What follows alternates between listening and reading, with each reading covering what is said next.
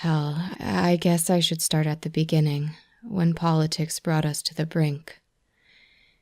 See, as politics slowly crept into every inch of the planet, some whack-a-nut organization called Small took over, consolidating their power behind the scenes.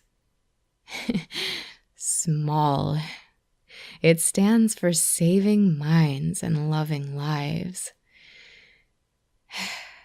Anyway, yeah, once they knew the majority of the planet basically belonged to them, they stepped out of the shadows and publicly announced themselves. Their first official act in charge was completely banning rock music. That's when things went real sideways, real fast. Small decided to make an example out of Rock City by demolishing it. Distort Nation, in response, held the largest protest this planet has ever seen.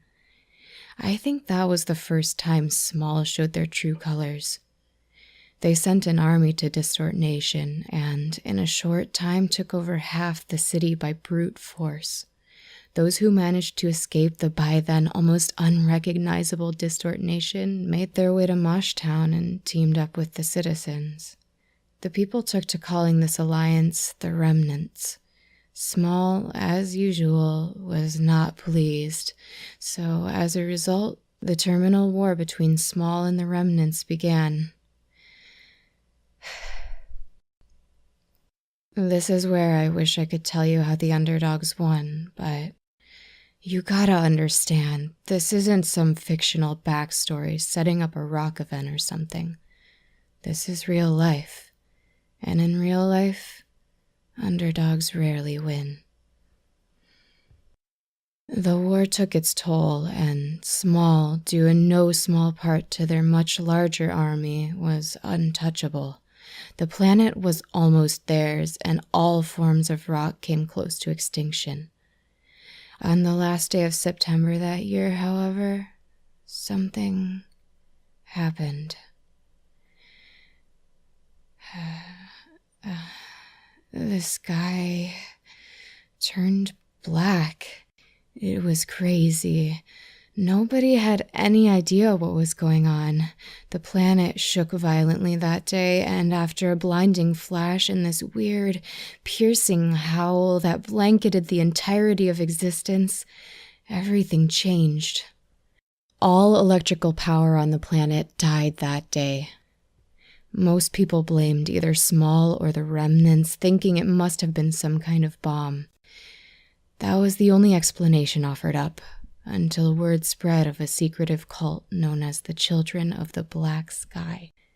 These freaks claimed some unknown supernatural force caused the incident. Nuts, right? But some people took it seriously. If you should dare to tell one lie, you will be fed to the black sky. Yeah, freaks galore.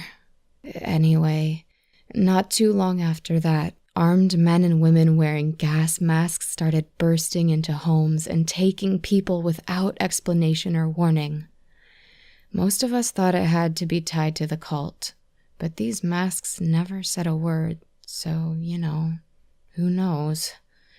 Jake calls them taggers. I don't think that's gonna catch on. Oh yeah, speaking of Jake, it took a while, but somehow we all found each other, those of us who still held hope in our hearts. John, Taze, and Jake, they kept us all going. Through their leadership, our community grew and grew. I'm not sure what happened to Small. We haven't heard anything about them in a long while. The taggers still try to get in now and then, but our defenses have become strong enough that living in fear isn't a daily reality anymore. We do get occasional sightings of those black sky weirdos just standing out there staring, but for the most part they're harmless. Hopefully you have no idea what I'm talking about. Hopefully by the time you're listening to this, things will have changed for the better. But if not, I hope you get to know these stomping grounds